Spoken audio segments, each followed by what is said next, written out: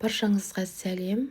Бүгін мен сіздерге қатпарлы хаттаманың рецептімен бөлісетін боламын. Ол үшін бізге 200 мл су, 150 мл сүт, 1,5 қасық чайный ложка тұз, 1 чайный ложка ашытқы және араластырып аламыз. Көз мөлшерімен сала отырып, ұнымызды жақсылап орташа тығыздықта жақсылап қамырымызды илеп алатын боламыз.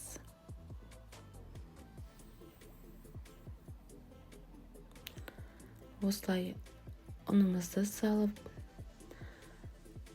орташа тығыздықта жақсылап қамырымызды илейміз. Мен 5-7 минут иледім және 15 минутқа тындырып, осылай 4 бөлікке бөліп, әр қайсысын жеке-жеке қазір жайып шығатын боламын. Осылай тағы да 15 минутқа тындырып қоямыз. Одан кейін осылай жеке-жеке алып, қамырымызды бөлек жайып шығатын боламыз. Қамырымызды осылай жұқа етіп жаямыз. 4 бөлігінде жаятын боламыз. Мен бұл жерде 1 бөлігін ғана көрсеттім сіздерге. Осындай көлемде жұқа етіп жайып шығасыздар.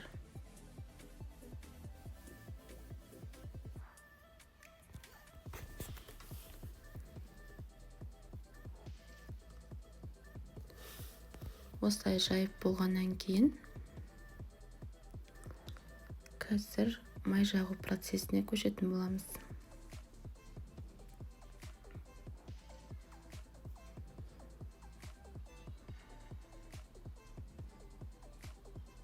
Осылай жұқалап жайдым. Енді ертілген 200 грамм. Менде бұл жерде 82% жоғары майды қолдандым. Сливочный масланы. Міне осылай жайған 4 бөлікте қамырымызды бірінің үстіне бірін жая отырып, арасына осылай майымызды жағып, жақсылап осылай жағып шығамыз. Енді тағы да келесі бөлікті үстіне төстеп, осылай тағы да осының үстіне майымызды жақсылап отырып жағып шығамыз.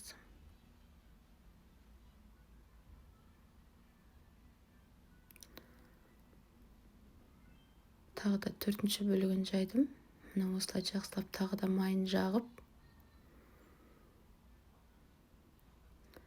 осылай әдемілеп бірінің үстіне бірін майын жағып отырып, осылай бірінің үстіне бірін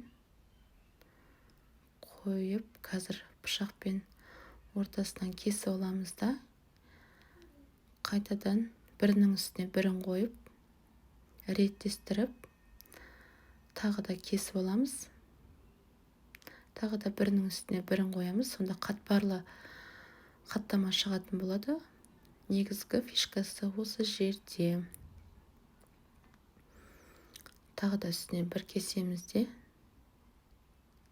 Енді мен бұл жерде 2 хаттама істейтін боламын. Сол себепті осылай 2 бөлікке осылай орап шығатын боламын. Міне менде осындай 2 бөлік шықты. Ал егер сіздер үлкен біреуін істесеңіздер де болады. Менің ойымша осындай қамырда 2 бөлікке бөліп жасаған дұрыс деп есептеймін. Мына осылай бөлме температурасында 5 минутқа қойып, осылай көтеріледі қамырымыз. Осылай оқтаудың көмегімен үстін бірнеше рет басып,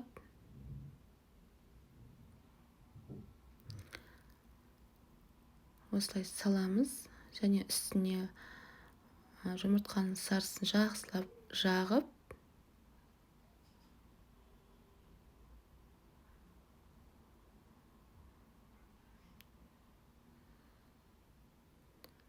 күнжіт осылай сеуіп шықсаңыздар болады. Әдемілік үшін сеппесеңіздер де болады. Осылай енді 180 градуста 20-25 минут пісіріп алатын боламыз. Міне қатпарлы қаттамамыз дайын.